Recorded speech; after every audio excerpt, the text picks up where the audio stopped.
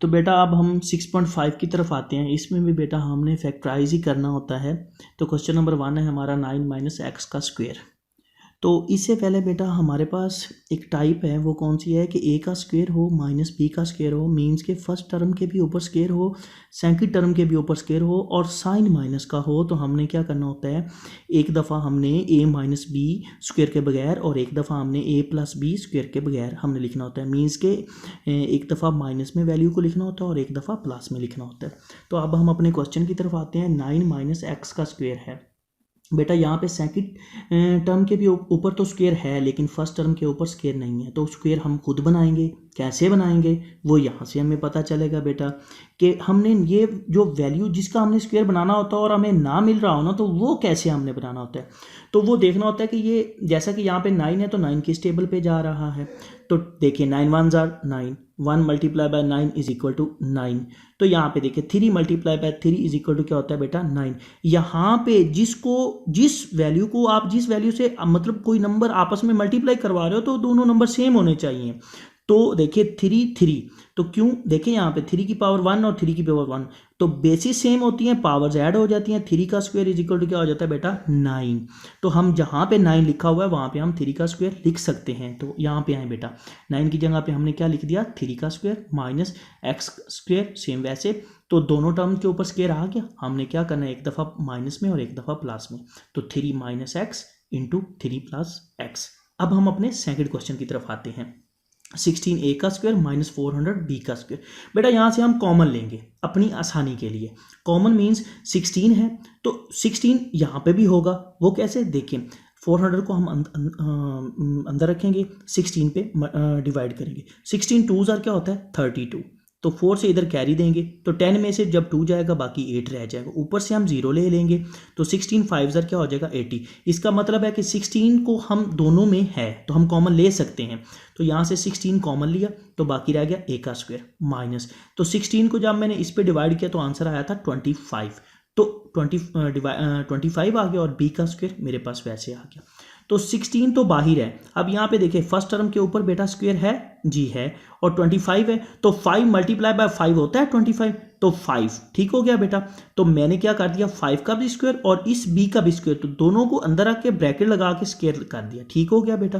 तो ये बड़ी ब्रैकेट हो गई क्योंकि हमारे पास अंदर भी ब्रैकेट छोटी हैं और हमने बड़ी ब्रैकेट इस वजह से लगाई 16। ठीक हो गया बेटा। तो यहाँ पे हमारे पास आ जाता है 16, इसके भी ऊपर स्क्वायर है और इसके भी ऊपर स्क्वायर है। तो हमने एक दफ़ा माइनस में करना है और एक दफ़ा प्लस में। तो a माइनस 5b और a प्लस 5b। ठीक हो गया बेटा। अब हम अपने थर्ड क्वेश्चन की तरफ आते हैं। यहाँ पे देखें बेटा कि हमारे पास बेटा क्वेश्चन है x माइनस 9/5 होल स्क्वायर। ये तो हमें एक स्क्वायर तो मिल गया माइनस 36/25 y का स्क्वायर। बेटा आप ये नहीं देखना कि हमारे पास ये y का स्क्वायर आ गया तो इट्स ओके, नहीं, ये भी जो टर्म ये जो वैल्यू साथ दी हुई है ये इसकी वैल्यू है तो इसका भी हमें स्क्वायर बनाना पड़ेगा। तो जैसा कि 36 को हम ढूंढेंगे कि किस टेबल पे हमें वो मिला है। तो 6 multiply by 6 is equal to क्या होता है 36। तो आप देखिए जैसा कि 25 है तो 5 multiply by 5 is equal to क्या 25।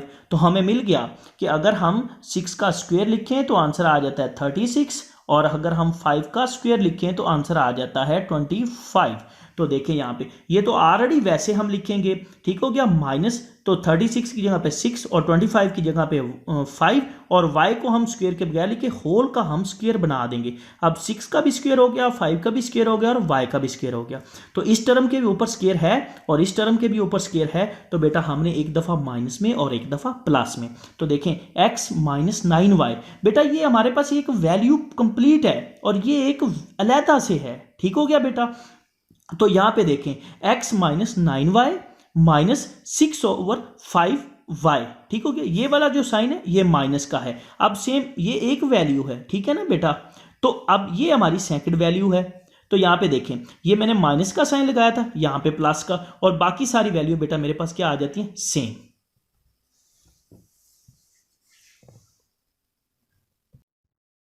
तो बेटा अब क्वेश्चन नंबर हम 4 की तरफ आते हैं। 16 a प्लस बी का square minus 49 a minus B का स्क्वायर। तो बेटा यहाँ पे देखें कि a प्लस बी के स्क्वायर तो है लेकिन 16 के ऊपर तो स्क्वायर नहीं है। तो मैंने पहले भी बताया था कि 16 का स्क्वायर हम कैसे बनाएंगे। यहाँ पे देखें बेटा, 2 8 16 होता है, 1 multiply by 16 is equal to 16 होता है, तो 4 + 4 इज इक्वल टू 16 होता है। तो बेटा देखे ना, यहाँ पे और यहाँ पे वैल्यू सेम है, तो 4 की पावर 1 और 4 की पावर 1, इट मीन्स कि 4 का स्क्वायर, ठीक हो गया। तो 4 का स्क्वायर इज इक्वल टू 16। तो अब यहाँ पे देखिए बेटा, 16 की जगह पे मैंने 4 लिख दिया, ठीक है। और a + b का स्क्वायर, तो मैंने क्या कर दिया, 4 × a + b का होल स्क्वायर। अब ये 4 का स्क्वायर, ये जो पावर है ना, ये इसकी भी है और ये इसकी भी है, ठीक हो गया बेटा। -49, तो 7 × बाय 7 इज इक्वल टू 49। तो 7 का स्क्वायर a - b, इसका तो ऑलरेडी स्क्वायर था ना, तो इसका हमने खुद बनाया। तो 7 का स्क्वायर a - b, तो होल का स्क्वायर हमने बना दिया, ठीक हो गया। तो बेटा यहाँ पे देखें, अगर मैं इसको जर्नल बात करूं तो ये मेरे पास एक टर्म बन गई, मीन्स के a का स्क्वायर, ठीक हो गया। और यहां पे अगर मैं बात करूं तो ये मेरे पास b का स्क्वायर बन, ठीक हो गया बेटा। तो हमने क्या करना होता है, एक दफा प्लस में और एक दफा माइनस में। तो देखिए बेटा, 4a + b माइनस, ठीक हो गया बेटा, 7a - b। मैंने बड़ी ब्रैकेट लगा दी क्योंकि अंदर मेरे पास स्मॉल ब्रैकेट्स भी हैं, ठीक है। तो अब एक दफा मैंने माइनस में लिख दिया, अब हमने सेम इसी वैल्यू को प्लस में भी लिखना होता है। तो 4a + b, 4a + b minus, और यहां पे प्लस आ जाएगा, तो 7 × a - b, ठीक हो गया बेटा।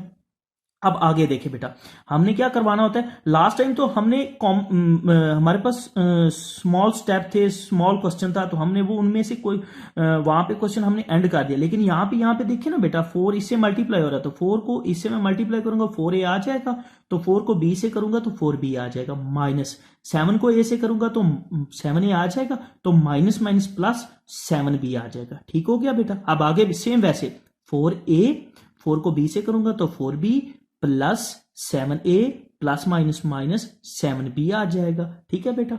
अब यहां पे मैं रीअरेंज कर देता हूं इन टर्म्स को, जितनी भी टर्म्स दी हुई हैं, तो अपनी आसानी के लिए, ठीक हो गया बेटा। तो आगे देखें, 4a मैंने पहले लिख दिया और आगे मैंने a वाली वैल्यू मैंने पहले लिख रहा हूं, b वाली बाद में, तो -7a हो जाएगा, 4b + 7b इंटू, देखिए 4a + 7a + 4b - 7b। तो अब देखिए सॉल्व हो रहे हैं, कॉमन इनमें से नहीं लेंगे, कॉमन तो हमने पहले ले लिया है, ठीक हो गया बेटा। तो 4a और -7a, इसको मैं जब हल करूंगा तो मेरे पास बेटा क्या हो जाएगा, -3a, -7 में जब 4a ऐड करेंगे तो -3a रह जाएगा, प्लस 4 में जब 7 ऐड करूंगा तो 11 आ जाएगा, और b सेम वैसे आ जाएगा, ठीक है बेटा। तो 4 में 7 ऐड करूंगा तो 11a आ जाएगा। यहां पे देखें, -7 में से जब 4b जाएगा तो -3b रह जाएगा। सेम इसी तरह बेटा यहाँ पे हमारा लास्ट क्वेश्चन है 6.5 का लास्ट क्वेश्चन, 0.567 का स्क्वायर -0.433 का स्क्वायर, ठीक हो गया, ओवर 0.567 -0.433, ठीक है। इस टर्म के ऊपर स्क्वायर है, इस टर्म के भी ऊपर स्क्वायर है, तो हम एक दफा प्लस में लिखेंगे और एक दफा माइनस में लिखेंगे, ठीक है ना बेटा। तो 0.567 -0.433 इंटू, ये हमने माइनस में लिख दिया। सेम इसी तरह इन दोनों वैल्यू को हमने क्या, जस्ट हमने साइन चेंज करना होता है बेटा। तो ये माइनस में है तो यहाँ पे क्या आ गया, प्लस में आ गया, ठीक हो गया बेटा। तो अब यहाँ पे देखें कि ये मेरे पास क्या था, 0.567 -0.433, ठीक हो गया, इंटू 0.567 + 0.433।